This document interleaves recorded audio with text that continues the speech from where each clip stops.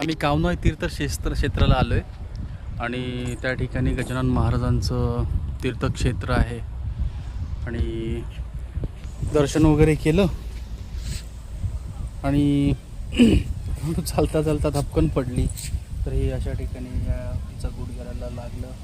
दुखतंय का रोनो? दुखतंय? वैभव सोबत आहे आमच्या. काय वैभव कसं वाटतंय? छान वाटतंय. छान वाटतंय.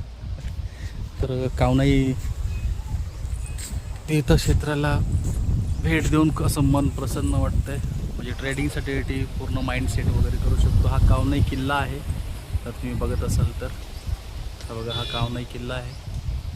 त्याच्यावरती पण लोक जातात. तिथं मोठं कुंड आहे. आमची आई इथं बसलेली ही आहे. आई हे पाही आई बसलेली इथं. तर ऋणू खेळती आहे. तर भेटूया.